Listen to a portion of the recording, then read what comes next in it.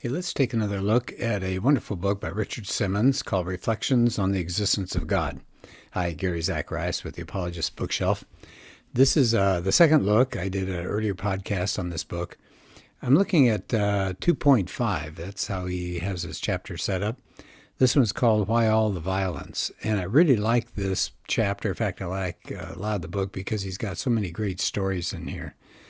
And he talks, as he opens the chapter, I say he, Richard Simmons, he tells a story about Stephen Paddock, who is an American mass murderer. He's the one that shot up in Las Vegas, shot a crowd of 22,000 people attending a country music festival. It was apparently the deadliest mass shooting, although I'll tell you, I'm getting numb to them. There's so many, it's awful.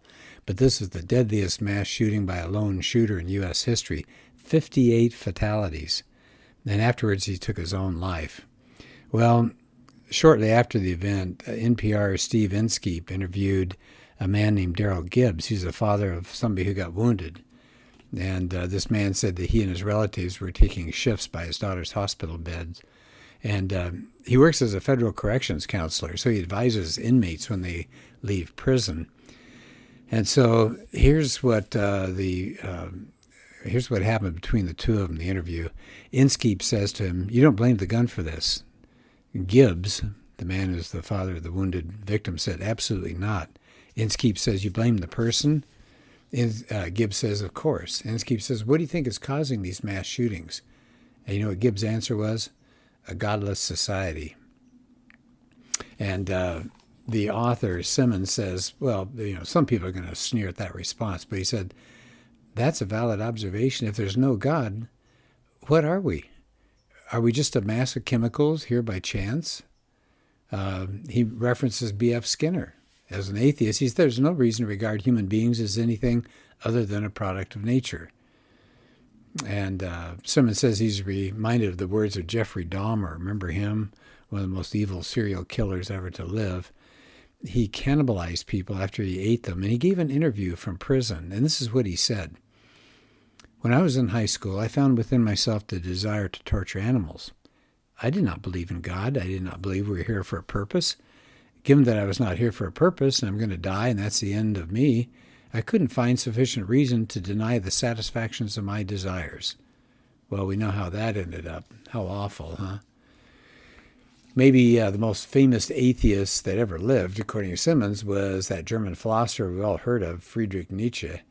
He challenged his atheist friends that if they're going to give up belief in the Christian God, guess what you also have to give up? You've got to give up Christian morality, particularly things like pity and compassion and the value of human beings.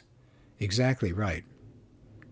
Now, Simmons has very short chapters, and so as he ends the chapter, he has a sobering satirical poem. It's an English journalist named Steve Turner who wrote this, and it's lengthy, but please allow me to read it because it's so powerful. Look up Steve Turner, and it's often referred to as the atheist creed. And of course, a creed is like a fundamental belief. Now, he calls this piece creed, and what he tries to do here, which I think is fascinating, is to try to, in a sense, get inside modern people's thinking processes, what they really believe. So here we go. We believe in Marx, Freudian, and Darwin. That's all one word. We believe everything is okay as long as you don't hurt anyone, to the best of your definition of hurt, and to the best of your knowledge. We believe in sex before, during, and after marriage. We believe in the therapy of sin. We believe that adultery is fun. We believe that sodomy is okay. We believe that taboos are taboo. We believe that everything's getting better despite evidence to the contrary.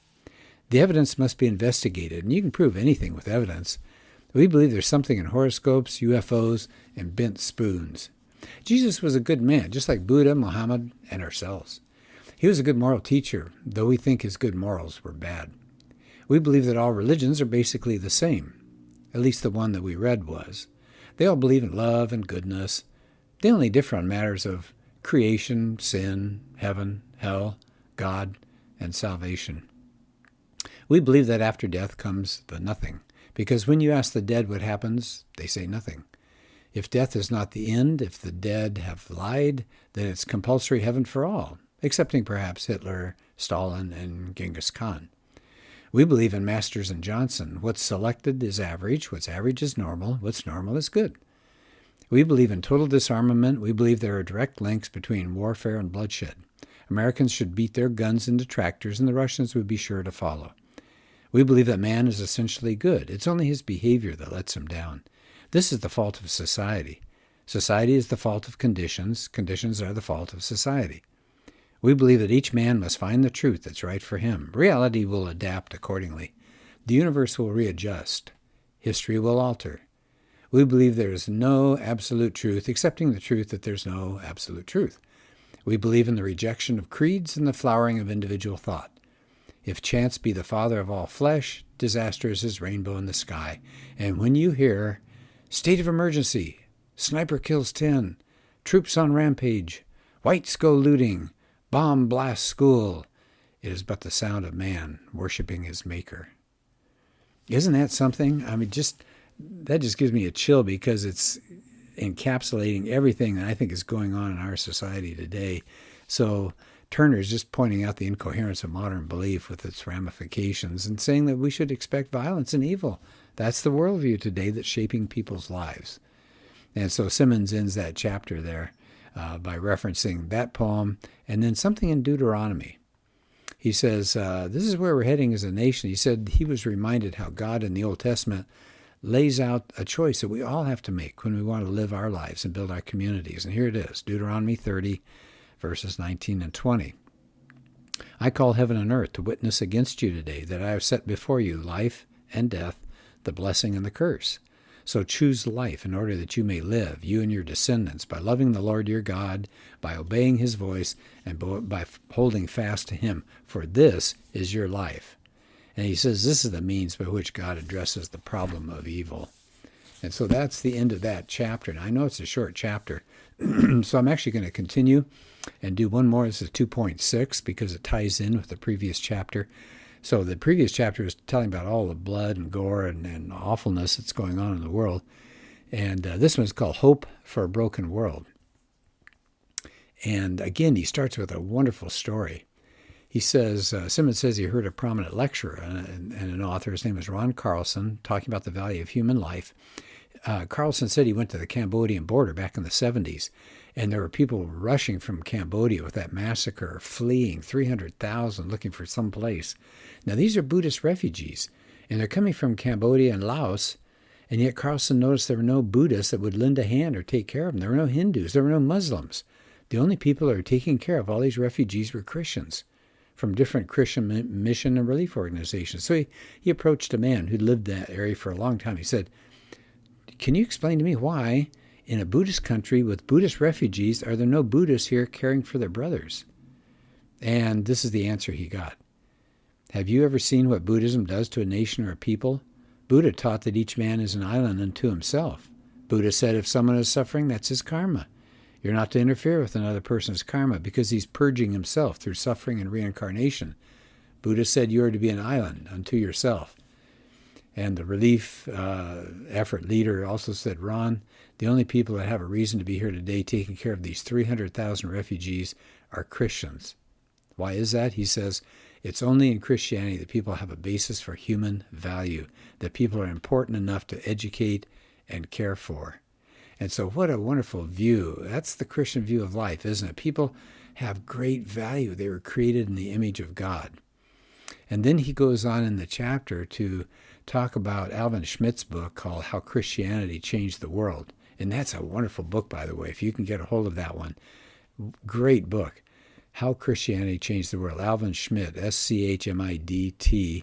And he shows how this biblical worldview just changed the world in some wonderful ways.